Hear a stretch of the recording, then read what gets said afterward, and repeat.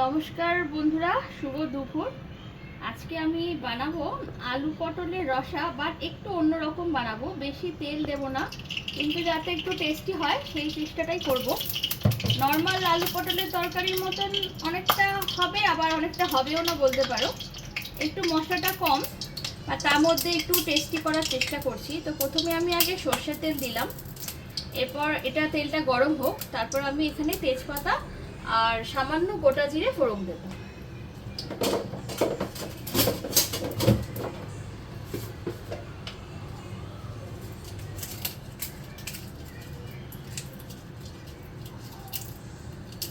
একটু ছিঁড়ে দিলাম তেজপাতাটা।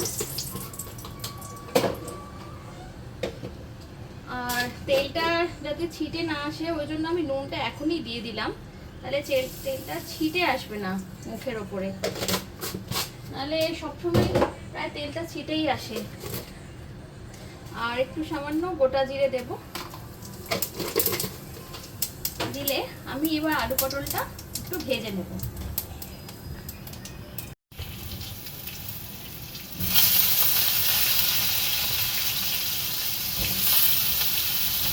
আমি গ্যাসের খুব সামনে থেকেই এটা দিলাম, কিন্তু একটুও ছিটে এলো না।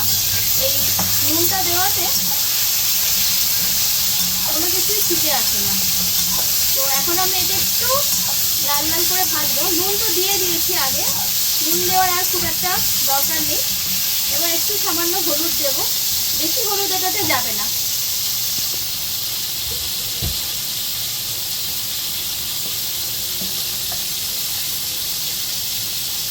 সামান্য একটু হলুদ দেব, দিয়ে আবারও একটু ভালো করে ভেজে নেব, যতক্ষণ না পর্যন্ত পটল থেকে একটা ভালো স্মেল না বেরোয়।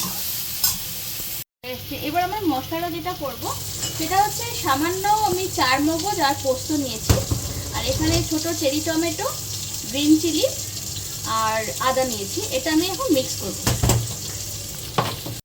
এই পর্যায়ে আমি 3টে ছোট ভিয়েতনামিজ গ্রিন চিলি এটা আমি দিয়ে দিলাম, আর তার সাথে আমি যে মিক্সটা করেছি সেটাও দিয়ে দিলাম। এটাতে আছে আদা, চেরি টমেটো, কাঁচা লঙ্কা, 4 মগজ আর পোস্ত বাটা।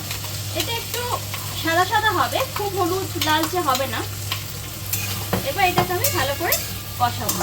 দেখে নাও বন্ধুরা, এখন আমি একটু কষাচ্ছি ভালো করে, ততক্ষণ না পর্যন্ত তেলটা না বেরিয়ে আসে, ততক্ষণ পর্যন্ত আমি এটা কষাবো, যাতে 4 মগজের বা পোস্তর একটা গন্ধ থাকে, সব যেন গন্ধটা বেরিয়ে যায়, বেরিয়ে তেলটা ছেড়ে আসে। এমনিতে পোস্তর গন্ধ ভালোই লাগে, সেটা নয়, কিন্তু তাহলেও এটা এখন একটু অন্যরকম করছি, তার একটু দেখে নাও।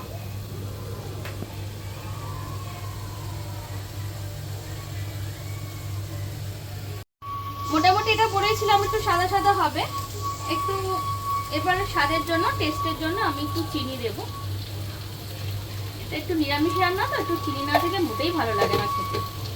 যাই হোক, আর পরে আমি গরম মশলা অ্যাড করবো, এখন নয়। এখন চিনি দিয়ে আমি এটাকে ভালো করে কষাবো।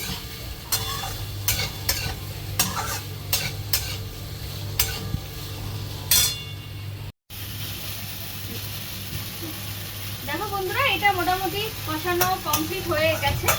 এই পর্যায়ে আমি গরম মশলাটাও অ্যাড করে দেবো, আর যে গরম জলটা আমি করে রাখি, মানে আমার কল থেকেই ট্যাপ থেকে বেরোয় রাখি, সেটা আমি দেবো। তো সেটাতে আমি এখন একটা হোমমেড গরম মশলা দিয়ে দেবো। এখানে লঙ্কা গুঁড়ো, জিরে গুঁড়ো কিছুই আমি দিইনি, কারণ তাহলে পোস্ত আর 4 মগজের একটা সুন্দর যে ফ্লেভারটা রান্না হয়ে যাওয়ার পর সেটা বেরোবে না। তো ওই জন্য আমি জিরে গুঁড়ো, ধনে গুঁড়ো কোনো কিছুই আমি আর অ্যাড করিনি। এটা শুধু পোস্ত আর 4 মগজের উপরেই হলো। এই পর্যায়ে আমি গরম জলটা অ্যাড করে দেবো।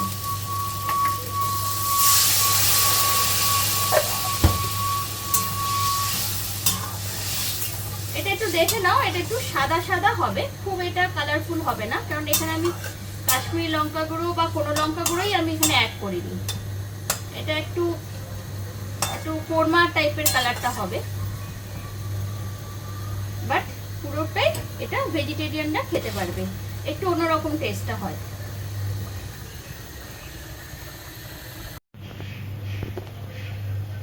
এই পর্যায়ে আমার গ্রেভি রেডি হয়ে গেছে। এই পর্যায়ে আমি নিরামিষ তরকারিতে একটু ঘি দিলে খুব ভালো লাগে খেতে, তো একটু ঘি দিয়ে দেবো, দিয়ে আমি এটাকে নামিয়ে দেবো প্লেটিং করে।